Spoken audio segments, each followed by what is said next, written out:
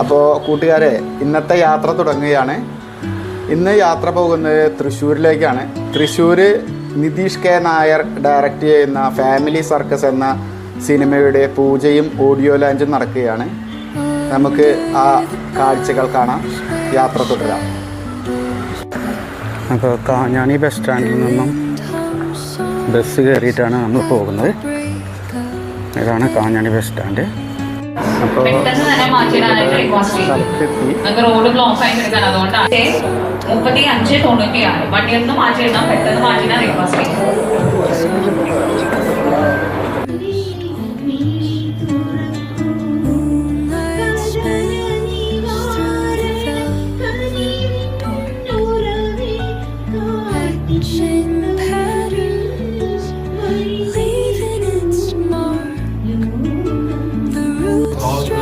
സ്വാതന്ത്ര്യം പോലെയുള്ള അവകാശമുണ്ട്. അവർക്ക് ജീവിക്കാനുള്ള അവകാശമുണ്ട്. അവർ ജീവിക്കട്ടെ.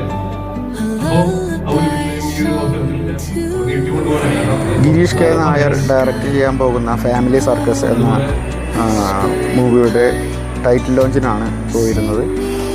അപ്പോൾ അവിടെ ചെന്നപ്പോൾ കണ്ടുമുട്ടിയ ആളുകളാണ് തിലകൻ വെങ്കിടങ്ങ്, അഭിലാഷ് അട്ടായം, പിന്നെ കൂടെ വർക്ക് ചെയ്തിട്ടുള്ളതും ഞാൻ ഷോർട്ട് ഫിലിമുകളിൽ അഭിനയിക്കാൻ പോയപ്പോൾ പരിചയപ്പെട്ടിട്ടുള്ള ആൾക്കാരും അങ്ങനെയുള്ള ആളുകളെയൊക്കെ നമ്മൾ കണ്ടുമുട്ടിയിരുന്നു. അവിടെ കുറേ വിശിഷ്ട വ്യക്തികളെ കണ്ടെത്തിയിരുന്നു. റോബർട്ട് ആലുവ, സജിത മഠത്തിൽ, ജിജു പള്ളിപ്പുറം, നമ്മുടെ ഏറ്റവും പ്രിയപ്പെട്ട ഡീനയുടെ ചേച്ചിയുടെ ഭർത്താവ്, സിനിമ നടനാണ് നമ്മുടെ മമ്മൂട്ടി, കോഴിക്കോട് കൊടുങ്ങല്ലൂരിൻ്റെ മമ്മൂട്ടി ഗിരീഷേട്ടൻ, പിന്നെ നമ്മുടെ ടീച്ചർ, അങ്ങനെയുള്ള ആളുകളൊക്കെ കണ്ടെത്തി. രാമേന്ദ്രേട്ടൻ, ഇവരുടെ കഴിഞ്ഞ സിനിമയുടെ നായകനാണ് ഇദ്ദേഹം. പിന്നെ തൃശ്ശൂരിൻ്റെ സ്വന്തം ആൾ. ഇത് ഞാൻ ഡയറക്റ്റ് ചെയ്തിട്ടുള്ള സിനിമ ഷോർട്ട് മൂവിയുടെ കുട്ടിയാണ് അഭിനയിച്ചിട്ടുള്ളത്. അപ്പോൾ അങ്ങനെയുള്ള ആളുകളൊക്കെ കണ്ടുമുട്ടിയിരുന്നു. പിന്നെ കോഴിക്കോടിൻ്റെ ദാസേട്ടൻ ആളെ കണ്ടുമുട്ടി. അങ്ങനെ കുറേ ആളുകൾ നമ്മൾ വെബ് സീരീസിലും ഇതിലൊക്കെ അഭിനയിക്കുമ്പോഴും ക്യാമറ ചെയ്യുമ്പോഴൊക്കെ കണ്ടുമുട്ടിയിട്ടുള്ള ആൾക്കാരാണ്.